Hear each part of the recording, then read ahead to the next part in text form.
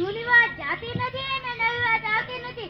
કાલે જ મારી પત્નીનો ફોન આવ્યો હતો. તે કહેતી હતી કે તમે બધે દેખાવ છો, કે દાળમાં દેખાવ છો, કે શાકમાં દેખાવ છો, દૂધમાં દેખાવ છો, દહીંમાં દેખાવ છો, છાશમાં, બાજરીમાં દેખાવ છો, ઘઉંમાં દેખાવ છો, બધે દેખાવ છો.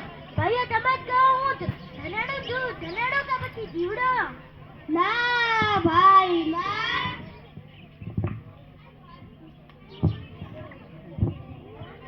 સૌ ભાઈઓ મજામાં છો ને? હા ભાઈ હા.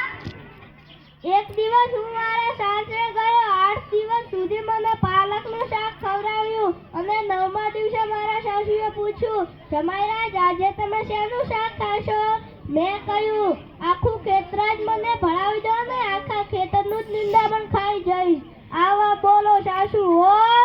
ના ભાઈ ના. શું બધા ભાઈઓ મજામાં છો ને? હા ભાઈ હા. શું તમને ખબર છે? ના ભાઈ ના. હું એક દિવસ મારી પત્ની સાથે બજારમાં ગયો. મારી પત્ની કહે કશુંક શાકભાજી લઈ લઈએ. મેં કહ્યું શું લેશું? તે કહે વટાણા લઈ લઈએ. મેં કહ્યું કેટલા લઈશું? તે કહે 1 કિલો લઈ લઈએ. મેં કહ્યું એટલા બધા શું કરવા છે? તે કહે ભૂલવાના તો તમારે જ છે ને, મારે શું ચિંતા? બોલો ભાઈઓ આવું કશું હોય?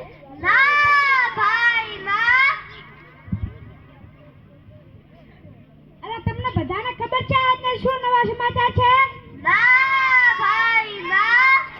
અરે હું સાંજે ઘરે આવ્યો તો મારા ટેણીઓ છે ને તે મારા હાથમાંથી મોબાઈલ લઈ લે છે અને પછી મોબાઈલ જોવે છે અને આપણો મોબાઈલ જોવાનો વારો જ આવતો નથી.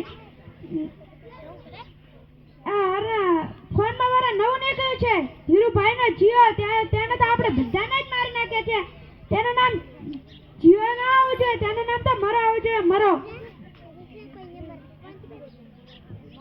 અરે ભાઈઓ મુકેશ અંબાણી નાનો હતો ને હવનમાં બેઠો હતો ને ત્યારે તેણે ગોર માર્યા છે. કીધું હતું રૂપિયો મૂકો તેમ 6-7 વાર કીધું હતું. ત્યારે મુકેશ અંબાણીને ગુસ્સો ચડ્યો હતો.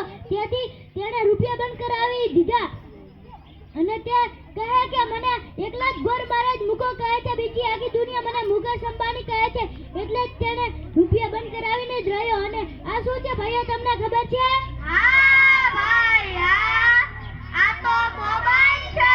આ મોબાઈલ આવ્યો ને ત્યારની જ બધી ઉપાધિઓ છે. મોબાઈલ આવ્યો એટલે રેડિયો બંધ થયો, ટીવી બંધ થઈ, સમાચાર પત્ર બંધ થયું, કોમ્પ્યુટર બંધ થયું, ટપાલ બંધ થઈ, બધું જ બંધ થઈ ગયું છે.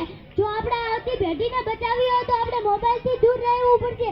ને ભાઈઓ તમે નક્કી કરો કે આપણા બાળકોને ભણાવવો